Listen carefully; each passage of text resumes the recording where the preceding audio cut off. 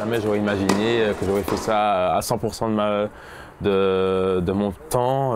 Non. Quand j'ai commencé, non, j'ai vraiment pris ça à la rigolade et au final, bon, ça a pris un peu plus de sérieux. Sur le terrain, tu es seul, donc il faut être extrêmement rigoureux, combatif et surtout savoir prendre du plaisir. Quand tu fais beaucoup de tennis, à un moment donné, ça te procure une excitation et une envie de jouer, donc je suis très excité.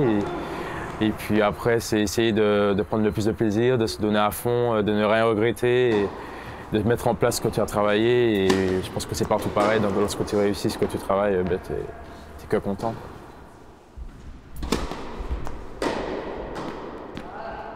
Je fais évidemment tout ce qui est championnats nationaux.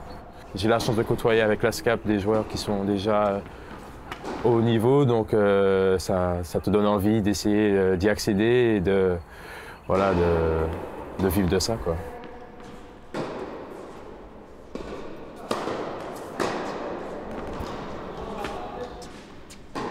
Quand on apprend qu'une autre discipline brille, évidemment que ça nous donne envie de briller, ça nous donne envie de faire mieux, donc oui, voilà, ça nous pousse quoi, aussi.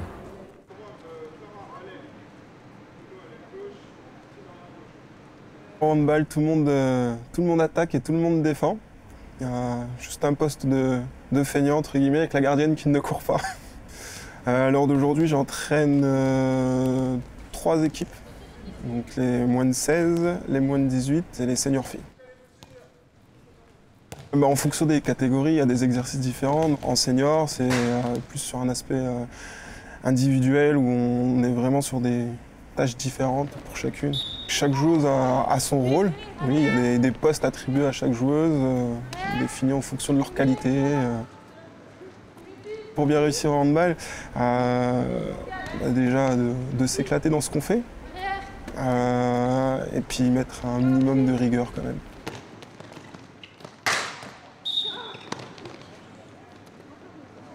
Les matchs durent en senior 1 heure, 2 fois 30 minutes. Faut au moins tenir une bonne heure et demie d'effort intense. On part sur une défense de base qu'on a à tous les matchs. On a des enclenchements qu'on garde à tous les matchs, mais qu'on n'utilise pas forcément en fonction de l'adversaire. Et au niveau des seniors filles, donc un niveau national 3, qui est maintenant acquis, c'est d'aller voir le plus haut possible et sur du long terme de monter à la division supérieure nationale 2.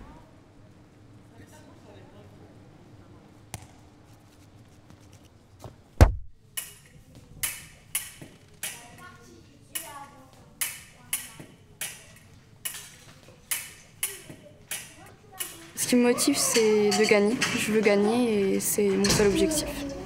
Je vais en cours comme tout le monde. Je commence à 8 h le matin et je finis à 3 h 30 ou 16h30. Et après, je viens à l'escrime directement. Juste après les cours, mon entraîneur vient me chercher et je reste jusqu'à 7 h 30 pour l'entraînement. C'est un rythme à suivre, c'est assez fatigant, mais je tiens et c'est ce qui compte. Les qualités pour réussir à l'escrime, je pense que la tactique, c'est très important. Parce que être tactique à l'escrime, même si on n'est pas très rapide ou pas très technique, ça joue beaucoup. Mes parents m'encouragent beaucoup. Après, je ne leur demande pas de venir avec moi en compétition. J'aime bien être dans une genre de sphère de compétition. Et du coup, ils m'encouragent, mais à distance. Je commence à faire des compétitions à plus grande échelle, c'est-à-dire nationale et internationale. Donc cette année, j'ai fait 2 podiums au national. J'ai fait 2e et 3e. Et j'ai fait 13e à l'international. C'est mon meilleur résultat cette année. Quand j'ai commencé l'escrime, je voulais déjà faire de la compétition. Parce que mon frère en faisait, c'est comme ça que j'ai commencé l'escrime. Et comme il gagnait les compétitions, moi aussi je voulais gagner et c'est pour ça que j'en ai fait. Dans 10 ans, je voudrais bien pouvoir aux Jeux Olympiques. Après, voilà, c'est ce que je vis, c'est le but et voilà.